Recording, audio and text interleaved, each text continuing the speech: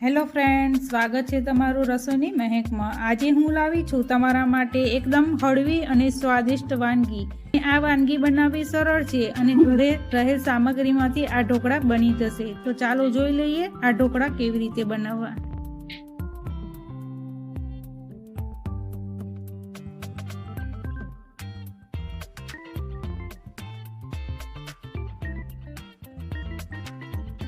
ચાલો શરૂઆત કરીએ સાબુદાણા ઢોકળા બનાવવાનું। તેના માટે મેં 1 વાડકી સાબુદાણા લીધેલા છે। તેને મિક્સર જારમાં આપણે ફાઈન એવો પાવડર તૈયાર કરી લઈશું।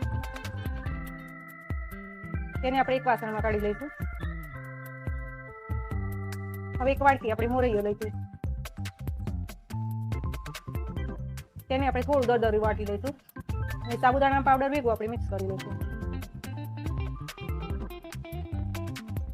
હવે ફરીથી આપણે મોરૈયાને પણ 1 વાડકી વાટી લઈશું। એટલે કુલ 2 વાડકી મોરૈયો થયો અને 1 વાડકી સાબુદાણા થયા। બધું મિક્સ કરી લઈશું। હવે તેમાં 1 વાડકી ખાટું દહીં એડ કરી લઈશું।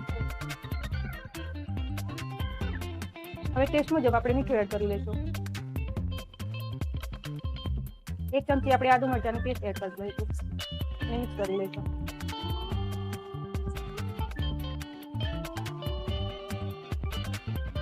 હવે આપણે ખીરું તૈયાર કરવાનું છે। તેના માટે આપણે પાણી એડ કરશું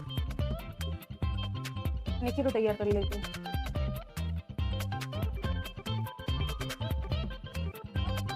હવે ઢોકળા આપણા ડ્રાય ન લાગે તેના માટે 1 ચમચી આપણે તેલ એડ કરી લઈશું અને સરસ એવું ફાઈન ફેટી લઈશું।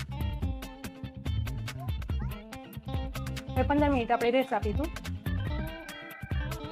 હવે 15 મિનિટ થઈ ગઈ છે તો સરસ એવું આપણે હલાવી લઈશું।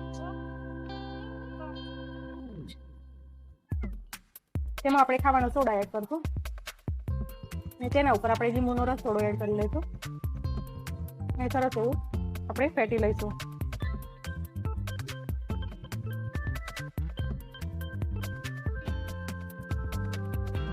હવે ઢોકળિયામાં મેં પાણી ગરમ કરવા મૂકી દીધું છે અને થાળી આપણે તેલથી ગ્રીસ કરી લીધેલી છે।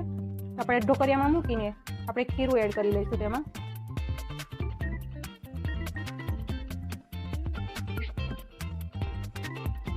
હવે ખીરા ઉપર આપણે મરી પાવડર એડ કરી લઈશું અને લાલ મરચું પાવડર એડ કરી લઈશું।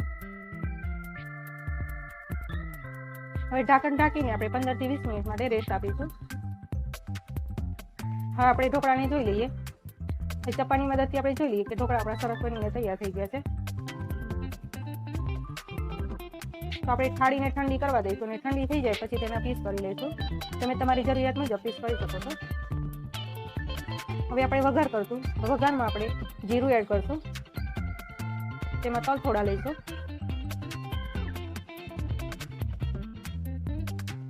મીઠા લીમડાના પાન એડ કરશું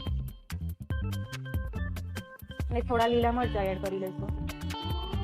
હવે વઘાર આપણો થઈ ગયા પછી આપણે થાળી ઉપર આપણે આવી રીતે એડ કરી લઈશું અને તેને કોથમીરથી આપણે ગાર્નિશ કરશું। તો મિત્રો તૈયાર છે આપણા ખાવા લાયક ટેસ્ટી મજેદાર સાબુદાણાના ઢોકળા।